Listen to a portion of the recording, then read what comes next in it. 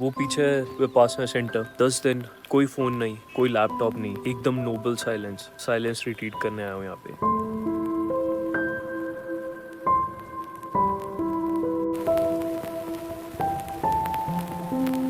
सबसे पहली चीज़ ये दिखानी है कि फीमेल एरिया में जा ही नहीं सकते।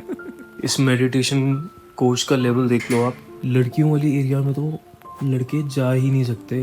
मतलब अभी तो खैर खुला हुआ है ये, लेकिन जैसी मेडिटेशन स्टार्ट होती है तो ये 10-11 दिन के लिए ये बंद कर देते हैं। तो जब आप फर्स्ट डे आते हो, ये आपको यहाँ पर असेंबल होना होता है ऑफिस एरिया के पास। यहाँ आपकी रजिस्ट्रेशन होती है और आपको अपनी कंफर्मेशन लेटर दिखानी होती है। मेक श्योर आप प्रिंटेड कॉपी लेकर आओ, फिर आपको रूम्स अलॉट होते हैं। धर्मशाला का Vipassana centre one of the most beautiful centre है।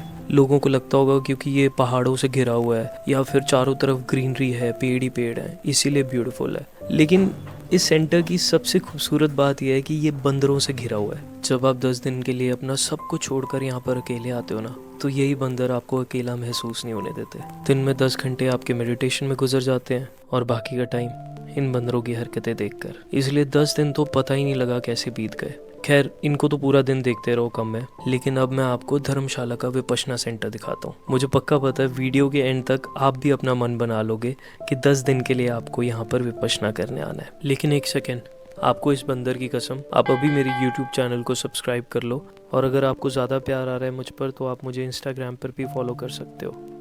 तो अभी मैं आपको लेके चल रहा हूँ धम्मा सिकारा का सबसे प्रीमियम वाला कमरा। वैसे तो यहाँ पे single room with attach bathroom बहुत लिमिटेड है, लेकिन I was lucky enough to get one of those. So अंदर से मेरा रूम कुछ ऐसा था। वीडियो में जितना छोटा दिख रहा है, असल में भी उतना ही छोटा था, लेकिन बहुत प्यारा सा, क्यूट सा था। और सच बताऊँ, मुझे रात को बहुत अच्छी नींद आती थी यहाँ पे। मेरे रूम की सबसे खास बात ये थी कि इसमें अटैच वॉशरूम था। और ट्रस्ट मी, मेरी आधी टेंशन वहाँ जाके इसलिए भी कम हो गई थी क्योंकि मुझे एक अच्छा रूम साथ में अटैच वॉशरूम मिल गया था। ये चीज़ें बहुत मैटर करती हैं यार, जब आप 10 दिन के लिए ऐसे घर से दूर जाते हो। तो यहाँ पे अपने कमरे हैं और ये धम्मा हॉल जहाँ पे मेडिटेशन होगी।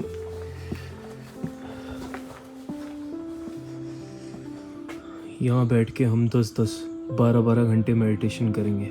इसी ऐतिहासिक हॉल में मुझे एनलाइटनमेंट मिलेगी। यहाँ बैठ के एनलाइटनमेंट हासिल करूँगा मैं। जोक्स अपार्ट, यहाँ का खाना बहुत ज़्यादा स्वाद था। जब आप 10-11 दिन के लिए घर से दूर जाते हो तो आपको घर वालों की याद तो आती है, लेकिन घर के खाने की बहुत ज़्यादा याद आती है। बट ऑनेस्टली मेरे साथ ऐसा कुछ नहीं हुआ, क्योंकि यहाँ का खाना सच में बहुत ज़्यादा स्वाद था। सुबह 6 बजे ब्रेकफास्ट मिलता था, फिर दोपहर को 12 बजे लंच, और शाम को डिनर तो नहीं देते थे, लेकिन चाय के साथ हल्के फुल्के स्नैक्स देते थे जिससे पेट भर जाता था। सो डे 0 पे आपको अपनी अपनी सीट मिल जाती है। आपको बिना आवाज़ किए वहाँ पे बैठ के अपना खाना खाना होता है। खाना खाने के बाद आपको अपने बर्तन खुद धोने होते हैं।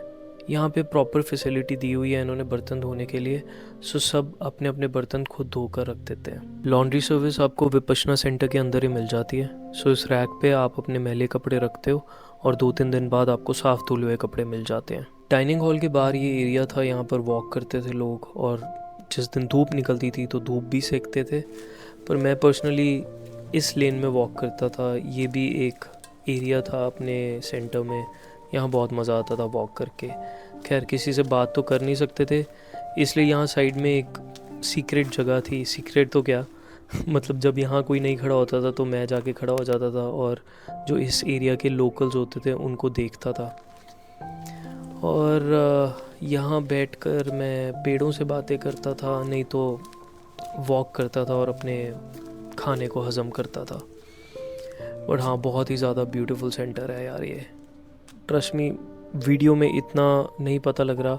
सच एक बात आपको बतानी भूल गया, जब आप डे 0 पे आते हो तो आपकी इलेक्ट्रॉनिक आइटम्स और इम्पॉर्टेंट आइटम्स जो होती है वो लॉकर रूम में रख दी जाती है और आपको लास्ट के दिन पे मिल जाती है। मेरे रूम के जस्ट बाहर राइट हैंड साइड पर एक बहुत प्यारी सी जगह थी जहाँ पर एक चेयर पड़ी होती थी।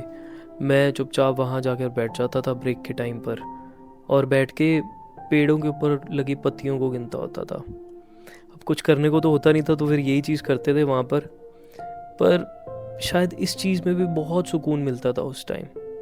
दिमाग में और कुछ चलता ही नहीं था, एकदम खाली दिमाग, एकदम शांत। शांत से याद आया, वहाँ पर एक और बहुत शांत जगह थी, ये मेरे लेफ्ट पर। इस घर का नाम था लिजा हाउस। लिजा हाउस इसलिए क्योंकि जिस लड़की का ये घर था उसका नाम लिजा था। वो रशिया से आई थी और यहाँ पर आके बहुत ज़्यादा मेडिटेशन करती थी। रशिया जाने से पहले उसने विपासना सेंटर को ये जगह चैरिटी में डोनेट कर दी थी। इस घर के पीछे बहुत सारी कहानियाँ हैं एंड ट्रस्ट मी, वो कहानियाँ सुन के बहुत डर लगता है। डरा दिया ना? अब देखना आपको लिजा हाउस के सपने आएंगे, और जब आप इस सेंटर में विपश्यना करने आओगे ना तो आपको मेरी बात याद आएगी कि फिटरिश कह रहा था यहाँ पे तो यार आत्मा घूमती है, लिजा की आत्मा। खैर आत्मा का तो पता नहीं, लेकिन ये भूत ज़रूर मिले थे मुझे वहाँ पर। काफ़ी अच्छे दोस्त बन गए मेरे 10 दिन बाद, और आज ही बोलने की परमिशन मिली है हमें। बट अब कुछ समझ नहीं आ रहा कि क्या बोलूँ, लेकिन शायद अगर कुछ बोलना चाहूँगा तो यही बोलना चाहूँगा कि जितने भी लोग मुझे देख रहे हैं, सुन रहे हैं, एक बार तो विपश्यना करनी चाहिए आपको लाइफ में। आप, ये सिर्फ मेडिटेशन नहीं है, ये ज़िंदगी को जीने का तरीका है। 10 दिन 10 घंटे मेडिटेशन करते हो आप, एक प्रॉपर रूटीन होती है। आपको सुबह 4 बजे उठना पड़ता है, 6 बजे ब्रेकफास्ट होता है, 11 बजे लंच होता है, 5 बजे लाइट डिनर होता है, टी के साथ स्नैक्स होते हैं, और मतलब फिर रात को कुछ नहीं मिलता खाने के लिए। सिर्फ साधना होती है ताकि आप अपने आप को जान सको, आप और ज़िंदगी के नियम जान सको जो आप नहीं जान पाते हो क्योंकि बहुत सारी डिस्ट्रैक्शंस हैं।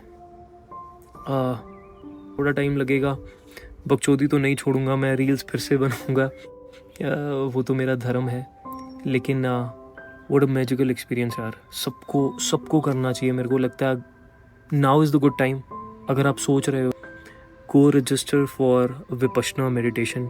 कोई अच्छा सा सेंटर ढूंढो। मैं यहाँ मैक्लोडगंज में आया हूँ, मज़ा आ गया।